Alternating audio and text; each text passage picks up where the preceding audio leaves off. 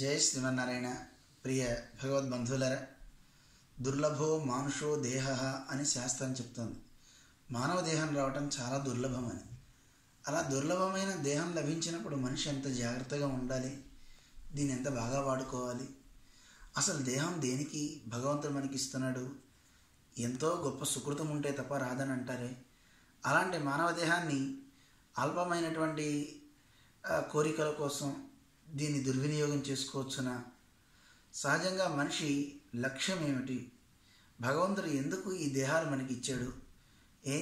క్షుద్రమైన కీటక జన్మము, మిగతా మనం చూసే శునకము, వరాహము ఇలాంటి దేహాలు ఇవ్వకుండా మానవ దేహాన్ని ఇచ్చాడంటే ఎంత గొప్పతనం. ఒక ఉత్తమమైనటువంటి వాహనంలో ఒకడు వెళ్తుంటే మనం చూసి అనుకుంటాం, వాడు గొప్ప భాగ్యవంతుడురా, వాడు బెంచ్ కారులో వెళ్తున్నాడు, నాకు సైకిల్ ఉందిరా అని మనం అనుకుంటున్నాం. అంటే ఆ బెంచ్ కారులో తిరగడానికి వాడి దగ్గర ఎంతో డబ్బు ఉంది. నీ దగ్గర అది లేదు కనుక సైకిల్ మీద నడుచు తిరుగుతున్నావు. అలాగే మనిషికి భగవంతుడు ఈ దేహం ఇవ్వడానికి గల కారణం ఏమిటి అంటే, మనం చేసుకున్నటువంటి గొప్ప పుణ్యం కావచ్చు, లేదు ఆయన అనుగ్రహం కావచ్చు. మానవ దేహం లభించింది. అసలు దేహము అంటే ఒక చోట నుంచి ఇంకో చోటకి ప్రయాణం అవటానికి వీలుగా ఉండే ఒక వాహనం. వాహనాన్ని మనం ఎక్కి ఊరికే కూర్చోం కదా, సరదా కోసం తిరుగుతామా?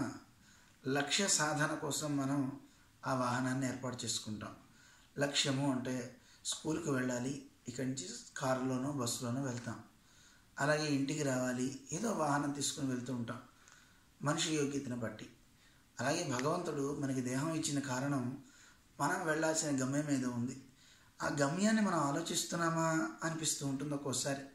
ఎప్పుడు జిఆర్ స్వామి అంటూ ఉంటారు, శాస్త్రాలన్నీ మనిషికి చెప్తున్నాయి, మిగతా జంతుజాలాలన్నిటికీ కూడా అంతగా ఆలోచించే గుణం లేదు, కానీ మనిషికి భగవంతుడు బుద్ధిని ఇచ్చాడు.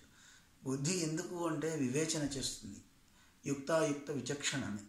ఏది చేయొచ్చు ఏది చేయకూడదు అనే జ్ఞానం మనిషికి బాగా ఉంది, కానీ దాన్ని మనం వాడుతున్నట్టు కనపట్టంలే. జంతువులు ఎలా ఉన్నాయో మనిషి ప్రవృత్తి కూడా అలాగే సాగుతుంది కదా. జంతువులన్నీ ఏం చేస్తున్నాయి? మనిషి చేసే పనులు అవి చేసే పనులు రెండు సమానంగానే ఉన్నాయి. దేని జంతువు అనాలో దేన్ని మనిషి అనాలో తెలియట్లేదు. మనకి ధర్మశాస్త్రాలన్నీ ఇలా చెప్తున్నాయి. ఆహార నిద్ర భయమైథునాని అని చెప్తున్నాయి. ఆహారము, భయము, నిద్ర, మైథునము జంతువులన్నిటికీ ఉన్నాయి. అవి ఆహార అన్వేషణ చేస్తున్నాయి, సంపాదించుకుంటున్నాయి. అలాగే ఏ జంతువు అన్నా దాన్ని ఎవరన్నా చేస్తుందేమో అనే భయం వాటికి ఉంది. అలాగే వాటికి శారీరకమైనటువంటి వాంఛలు ఉన్నాయి, అవి నిద్రపోతున్నాయి. మనం కూడా నిత్య జీవితంలో అవే చేస్తున్నారు కదా. చూస్తూ ఉంటే ప్రతి వాళ్ళు సంపాదించుకోవాలి ధనాన్ని, ఆహారాన్ని అని. ఎంత డబ్బు సంపాదించినా తిండి తినడానికి, పడుకోవడానికే తప్ప అంతకంటే ఎక్కువగా మనిషి ఆ ధనాన్ని వాడాలి అనే ఆలోచన లేదు. అందువల్ల ఎంతసేపు శరీర పోషణకే మనం అంత చేసుకుంటున్నాం, అప్పుడు పశువులతో సమానం మనం అయిపోతున్నామేమో గుర్తు చేసుకోండి అంటుంది శాస్త్రం. అందుకే భగవంతుడు వాటికి ఇవ్వని బుద్ధి మనకి ఇచ్చాడు. ఆ బుద్ధితో ఒకసారి చూడండి, మిమ్మల్ని మీరు తెలుసుకోండి. ఏం చేస్తే మీకు ఉత్తమ గతి కలుగుతుందో తెలియచేస్తుంది మనకి ధర్మశాస్త్రం. భగవంతుడు మనకి ధర్మశాస్త్రాన్ని ఇచ్చాడు. ఆ ధర్మశాస్త్రాన్ని మనం ఒకసారి తలచి చూస్తే మనం వెళ్ళాల్సిన గమ్యం ఏదో తెలుస్తుంది. ఏ గమ్యం అయితే మనం చేరతామో ఆ వెళ్ళే గమ్యం నీకు సుఖాన్ని ఇచ్చేది ఉండాలి, దుఃఖం అనేది కలగకుండా ఉండాలి.